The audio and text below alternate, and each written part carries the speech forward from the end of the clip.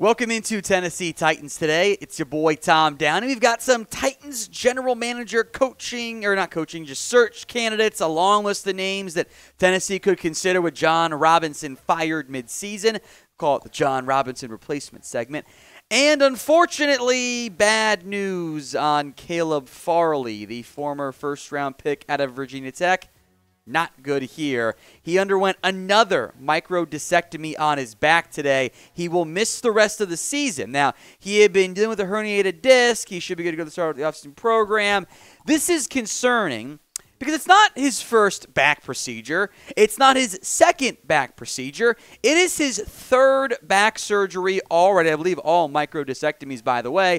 And that was the massive red flag on Caleb Farley. I loved the talent coming out of Virginia Tech. Before we knew of the second back surgery, which was, of course, why he fell to Tennessee in round one in the first place, I thought he was just as good and, frankly, better than Patrick Surtain, J.C. Horn. That's how highly I thought of Farley. And I know I was not alone in that mindset across the NFL. But the problem is the back was a massive red flag, and that's why he fell to Tennessee. The Titans gamble on Caleb Farley, and they're kind of prepared for this scenario because they drafted Roger McCreary in round 2 out of Auburn. But I've got massive concerns, unfortunately, for a kid I love, about Farley being able to contribute, period, in the NFL. This is back surgery number 3. This might be some Jason Verrett type stuff where the guy just can't stay healthy, as talented as he is. So as things sit right now with Farley now on injured reserve, Elijah Molden on injured reserve again too, it's kind of, you're down to the guys you thought were going to be some of your top corners. Christian Fulton, I'm still a big fan of. McCreary's played like a rookie, up and down, a lot of promise there still though, I think. They've been forced to play Amani Hooker basically in the nickel corner role, which continues to raise some potential red flags from that standpoint because they're just decimated at corner. Hopefully Caleb Farley can get healthy. So let's send some good vibes out there for Farley right now. Like the video if you want to wish Caleb Farley a speedy and fast and quick recovery, because we all do. Hopefully that ends up being the case. So like the video for me right now. Let's pivot now to some Titans coaching candidate stuff, or GM candidate stuff here. We're going to play around with this a little bit here. 15 different names the Titans can and I think could consider for the coach or the open GM job with Jon Robinson now fired. The name you probably all know the most is Louis Riddick. That is the current ESPN NFL analyst, former NFL executive. He's had some interviews in the past, but I'm not sold on Louis Riddick. That's why he's down there at 15. Number 14 is JoJo Wooden. He is the current Chargers Director of Player Personnel. He had interviews last GM cycle, I should say, for the Bears and Steelers job. So a name to consider, but Chargers aren't winning that many games. Not that high on that front there. Elliot Wolf, the Patriots Director of Scouting, who was actually a consultant this time last year. And that's the son of former Packers GM Ron Wolf, had interviews for the Bears and Vikings. Mike Borgonzi, the Chiefs assistant GM, didn't have any interviews, but he's been a name mentioned by other media outlets for other GM jobs, so I figured I'd throw him in there. And finally, number 11, not finally, but the next name, I should say, Adam Peters, the 49ers assistant general manager, had an interview for the Giants job last year.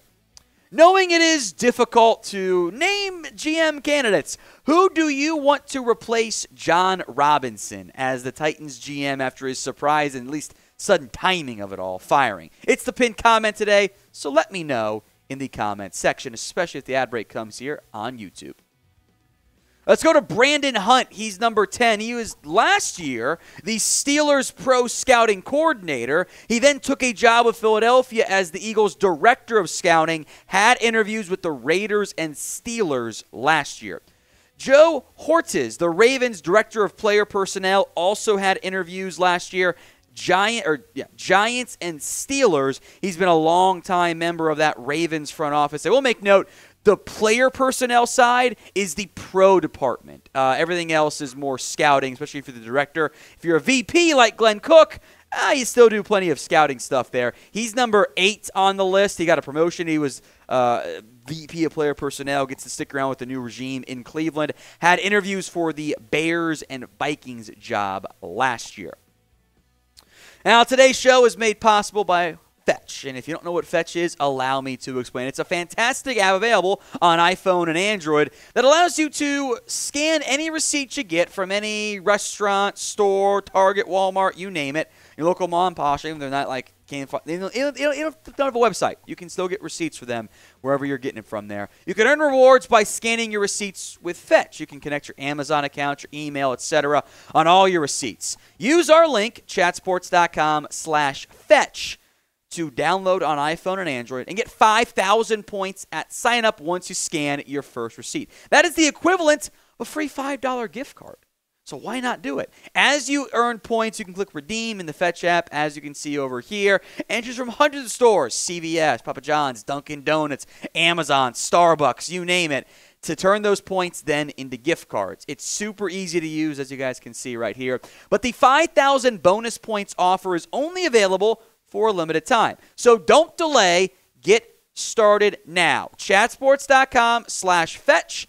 And enter promo code CHAT, C-H-A-T. Links in the comments section and the description of today's show. That's chatsports.com/fetch. Check it out. You won't regret it, I promise you. It's a free app. Get those 5,000 bonus points with inflation and whatnot. Don't you want to have some extra rewards going your way? I certainly think so. Chatsports.com/fetch plus promo code CHAT. Get yourself 5,000 bonus points.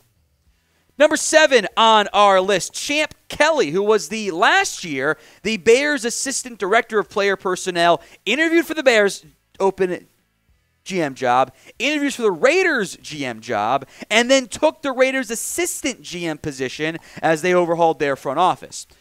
Oftentimes, you'll see organizations at least interview coaches or general manager candidates from division rivals to get some more insight on their team, and that's what we got here at number 6, Morocco Brown, who interviewed for the Bears and Steelers job last year. Got a promotion from the director of college scouting, is now the Colts chief personnel executive, one of the higher-ranking members of that organization, alongside Ed Dodds, the Colts assistant GM. He had 3 interviews. They tied for most on this entire list. The Bears, Raiders, and Steelers all interviewed him.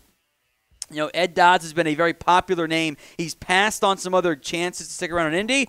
You might want to jump ship if the Colts keep on sucking. Number 4 is John Spytek, first off, great name. The Bucs VP of Player Personnel, interviewed for the Raiders, Vikings, and Steelers jobs when those GM positions came open. Could be a prime candidate again this cycle. We will continue to keep you guys updated on when the next GM is made official. Interviews that will happen probably more after the year ends, if they do go full-fledged interviews. Alex, we want to be in here in a moment. So make sure you guys are subscribed. Don't miss out and get free Titans videos every single day right here, youtube.com/Titans today. Number 3, Ran Carthon, who had more interviews than their assistant GM Adam Peters did, by the way. Bears, Steelers, and I believe the Vikings are the team to interview him. Ran Carthon is the Niners Director of Player Personnel currently. But there are 2, at least for me, clear and obvious favorites for this job. Number 2, and they're both internal, which makes sense, right? Monty Ossenfort, the Titans Director of Player Personnel.